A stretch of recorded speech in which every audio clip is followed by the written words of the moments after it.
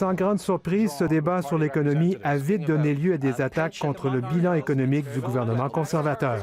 How come we have 300,000 more unemployed today than when Mr. Harper's first recession hit? Jobs are up 2008. Thomas Mulcair a-t-il raison de dire qu'il y a 300 000 personnes de plus au chômage aujourd'hui qu'avant la récession de 2008? Vérification faite, c'est inexact. Selon les plus récentes données, c'est plutôt 241 000 chômeurs de plus qu'il y a 7 ans. Because he has the worst job creation rate since World War II. He has the worst growth rate of any prime minister since the Great Depression. Stephen Harper a-t-il, comme l'affirme Justin Trudeau, le pire bilan de création d'emplois depuis la Deuxième Guerre mondiale et le pire bilan de croissance économique depuis la Grande Dépression? Vérification faite, c'est vrai dans les deux cas. Mais son gouvernement a fait face à 2 récessions, dont celle de 2008-2009, qui fut la pire depuis la Grande Dépression des années 30.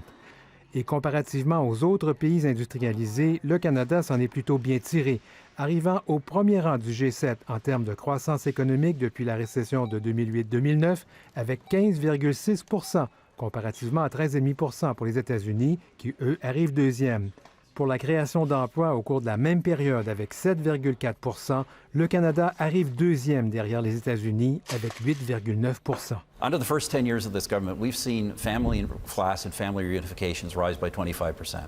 When it was under the previous Liberal government, it went down by nearly 50%. Alors que la discussion a porté sur l'immigration, Stephen Harper a affirmé que son gouvernement a augmenté l'immigration pour motif de réunification familiale de 25 %, alors que sous les libéraux de Jean Chrétien, elle a diminué de près de 50 %. Vérification faite, c'est faux. Sous Stephen Harper, l'immigration pour les réunifications familiales a augmenté de 5 %.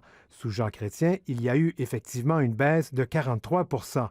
Mais que ce soit Jean Chrétien ou Stephen Harper, le nombre absolu de réunifications familiales est resté stable, environ 66 000 par année au cours des 20 dernières années. Ici Denis Martin-Chabot, Radio-Canada, Montréal.